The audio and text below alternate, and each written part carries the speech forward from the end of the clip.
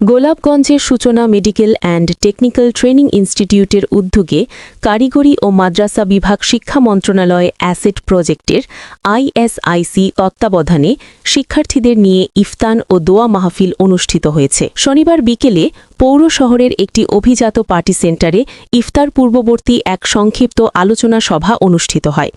আলোচনা সভায় প্রতিষ্ঠানের ব্যবস্থাপনা পরিচালক সাইদুর রহমানের পরিচালনায় বক্তব্য রাখেন ও উপস্থিত ছিলেন গোলাপগঞ্জ উপজেলা নির্বাহী কর্মকর্তার কার্যালয়ের নাজির রোমান আহমেদ নওশাদ, প্রতিষ্ঠানের শিক্ষক আব্দুস সামাদ, শাহেদা বেগম, শাল সাবেলা মাহবুব কান্তা, আফতাব উদ্দিন, তামান্না বেগম, মিম খাতুন, গোলাপগঞ্জ অনলাইন প্রেস ক্লাবের সাধারণ সম্পাদক ফাহিম আহমেদ, সহ সাধারণ সম্পাদক ফাহাদ হোসাইন, অলিউর রহমান, সাংগঠনিক সম্পাদক শামিল হোসেন, প্রচার সম্পাদক শাকেল উদ্দিন সহ বিভিন্ন দপ্তরের কর্মকর্তা ও প্রতিষ্ঠানের শিক্ষার্থীবৃন্দ। ইফতার পূর্ববর্তী দোয়া পরিচালনা করেন গোলাপগঞ্জ অনলাইন প্রেস ক্লাবের সহ-সভাপতি দেলোয়ার হোসেন মাহমুদ।